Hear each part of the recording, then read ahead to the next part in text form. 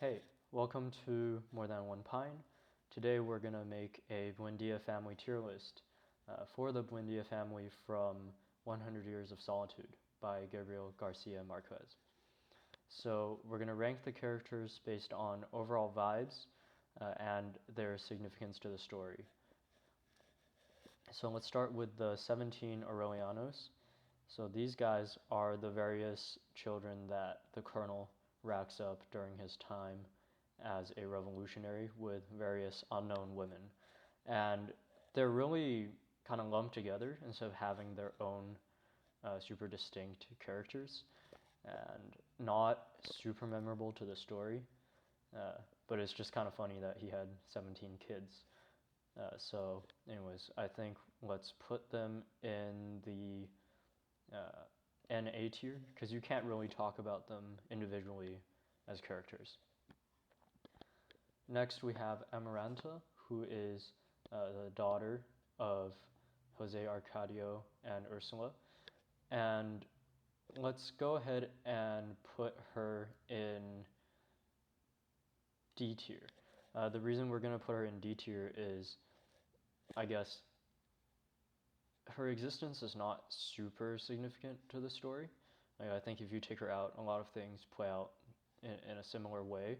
But also, she just kind of spends most of her time either creating her own personal hell or living in that personal hell through the way she handles her romances, right? But I guess towards the end, she does kind of have a bit of an awakening while she's making her shroud, but overall not a super pleasant character. So I think D tier makes sense for her. Then we have Amaranta Ursula, who is the daughter of Aureliano II and Fernanda. So I think that she also goes into D tier. The reason being, she's kind of the last Buendia who has a chance to either live a good life or revive and salvage the ruins of Macondo. Because when she comes back from Brussels with her wealthy husband Gaston, and she's seeing the town in ruin, she can choose to either just leave again or revive the town, but instead she just chooses to fuck her niece for years on end until eventually she dies, and then the town is destroyed forever. And I think just the fact that she actually has the knowledge of the world and has the experiences to not do that because she's seen other things, but she still chooses to do so. So D tier for me. Next we have Arcadio, who is the son of the second Jose Arcadio and Pilar. Personally, I think Arcadio goes into C tier because I guess, yeah, he becomes a dictator, but he's not around as often to be as unpleasant as Amaranta, I think. And he also has a bit of a reflection arc when he's about to die, which is pretty interesting. So I think he can go in C tier. Next, we have Aureliano, who is the last of the line, and the son of Amaranta Ursula and Aureliano Babulonia. So he never does anything except for get eaten by the ants, so not really a character, more of a symbol in the story. So let's put him in not applicable. Next we have Aureliano Babylonia, who is the son of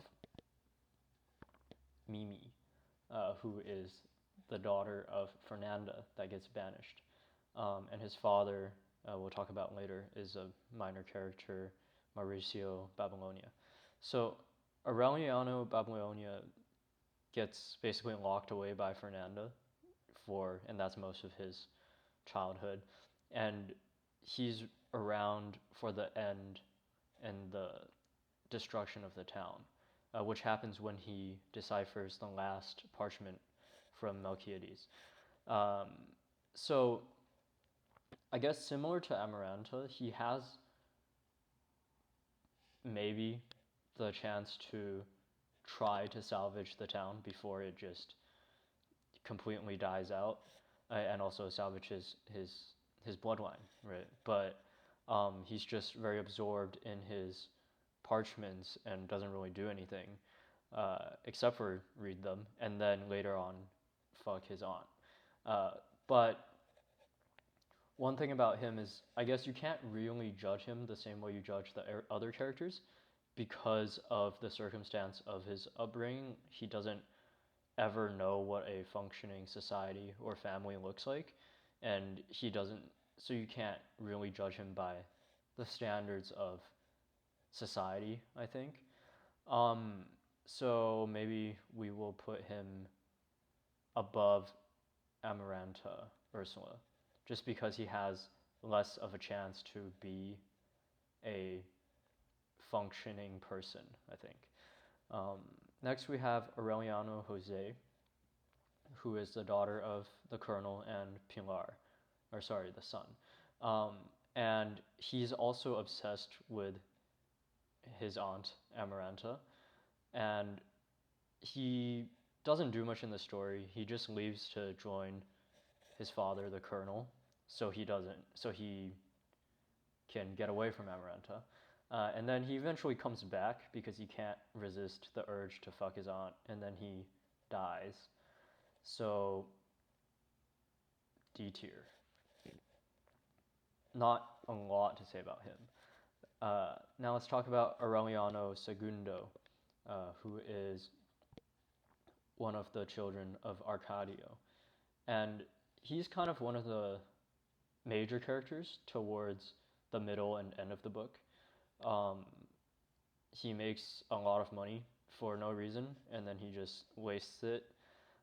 He's also a terrible father, except for maybe towards the end of the story when he basically is broke, but he tries his best to salvage enough money to support his family and also get Amaranta Ursula to Brussels.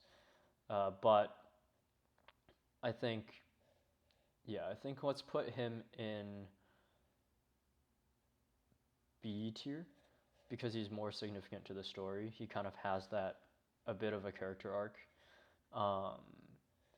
And yeah, he is a real terrible father, but let's put him in B tier for now. Then we have the Colonel. The Colonel is definitely one of the most significant characters in the story.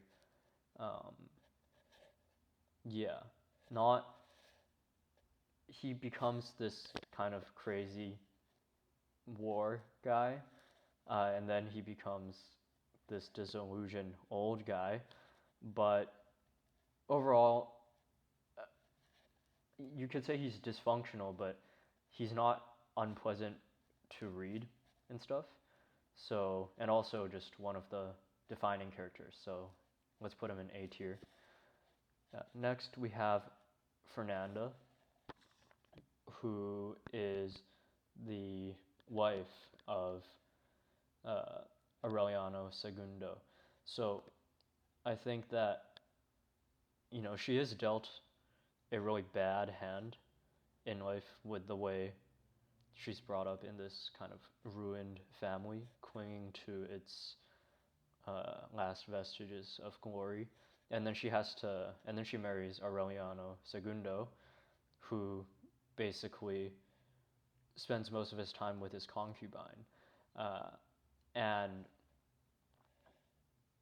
But overall, I think just really, really bad, unpleasant vibes because of the way she treats her daughter Mimi by banishing her, and also the way she kind of locks away her grandson, Aureliano Babylonia, but she only locks him away because she doesn't have the courage to drown him. So I think all things considered, even though she's dealt a pretty bad hand, uh, I still think that she's probably the least likable least likable character. So let's put her in F tier. Then we have Gaston, who's the husband of Amaranta Ursula.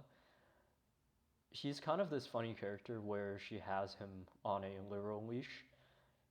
It's like a silk leash, I think, and he just, yeah, doesn't do that much in the story. So let's put him in not applicable. Jose Arcadio III. Um, this guy, he is the son of Fernanda and Aureliano Babylonia, and basically they send him off to try to become a priest or the pope or something in Rome, but instead he just kind of fucks around, and then when he comes, because his ultimate plan is to come back to this wealthy family, but when he does come back and he spends the last of his money to come back, he realizes that the family is ruined, so he just kind of sits there all day, and eventually he finds the gold from that statue that Ursula hid away, and he just starts wasting everything. Uh, and eventually he gets killed by some like kids that he's partying with, which is also weird. Um, yeah, I mean, he's not as bad as Fernando because you just see less of him in the story. But yeah, let's also put him in F tier. Okay. Then we have Jose Arcadio Segundo, um, who I think he just doesn't do much in the story. I don't remember that much about him. Oh, there's that whole thing about the banana company where he's like the last guy to actually remember the massacre and things like that. But yeah, I think that's like a few pages in the book, and then he talks to Aureliano Babylonia a lot after he kind of, is traumatized by everything. But in my opinion, not super memorable.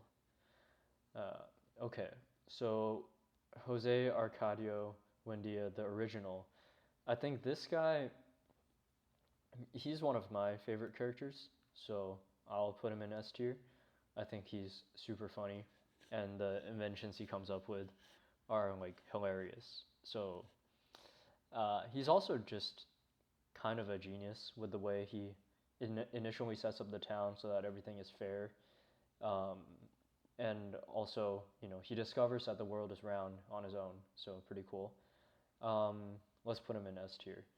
I guess for most of the book, he's basically this crazy guy that doesn't do anything, but, I guess that's okay. Um, Jose Arcadio, I think he can be put into B tier. He's less significant to the story, definitely, uh, but than Aureliano Segundo. But he's just kind of a cool character where he becomes this pirate, I guess, and then he comes back and starts expanding his territory. He also has a cool moment where he saves the colonel from being shot. So, I guess he's just a fun character. So let's put him in B. Mauricio Babylonia, not very significant to the story. Uh, the way he's written out of it is kind of, it's very sad, but also kind of funny in that Fernanda says, "Hey, there's this chicken thief," which is really him coming to fuck her daughter, but they think he's the chicken thief, so the guards shoot him, and then that's the end of his story, basically. I think D tier, different from these guys who are like unlikable, but just because he's a really minor character.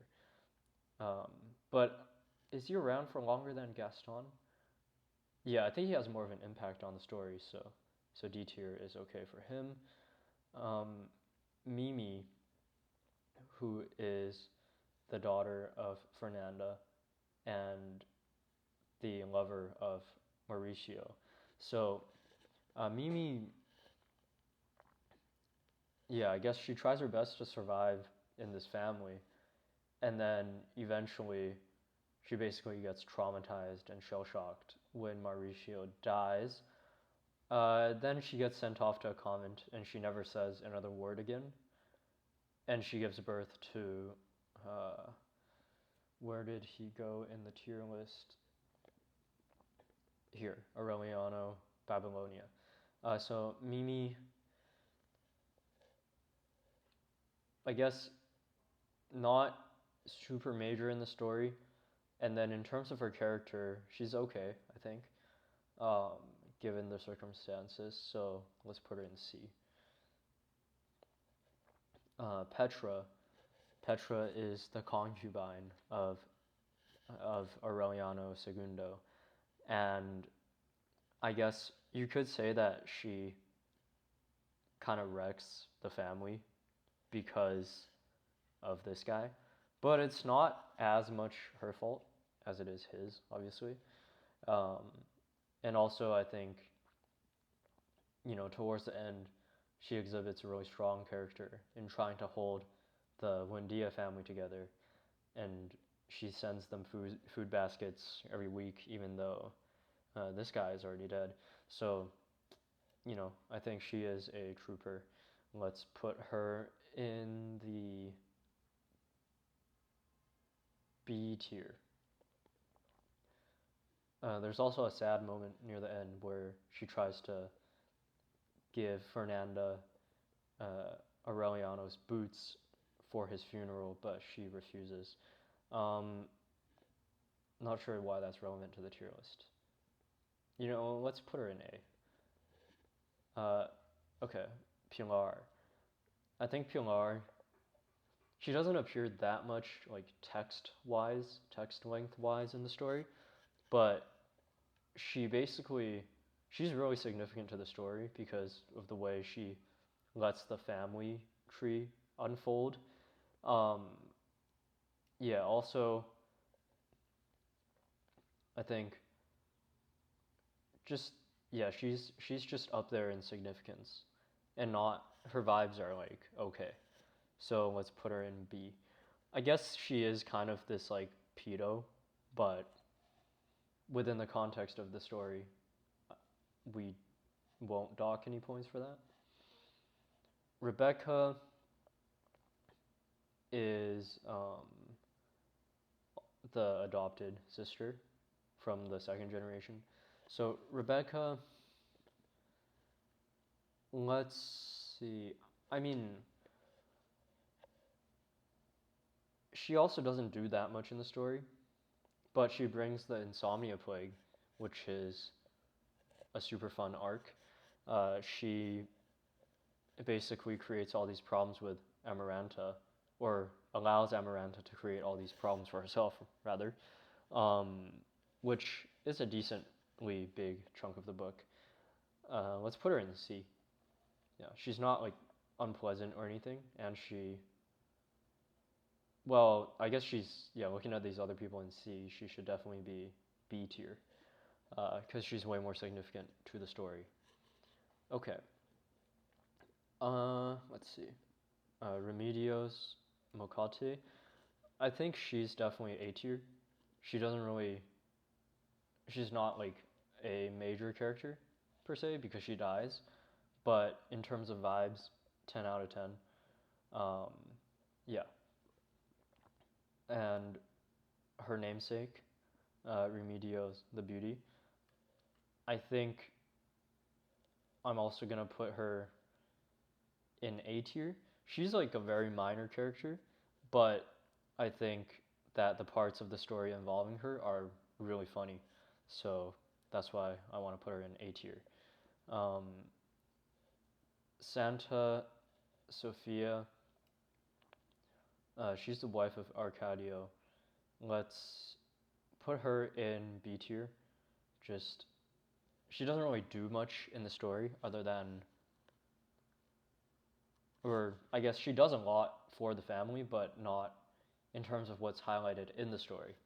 And, she's just a solid person in the context of the book. So let's put her in B. And lastly, Ursula, definitely gonna put her in the S tier.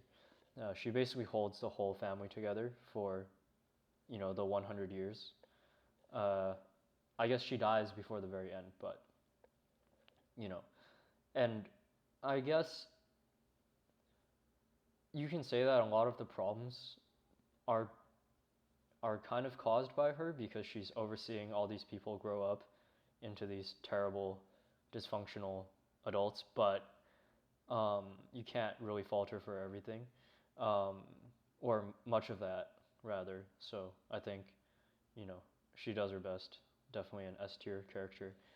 Uh, so closing out the tier list here, I think,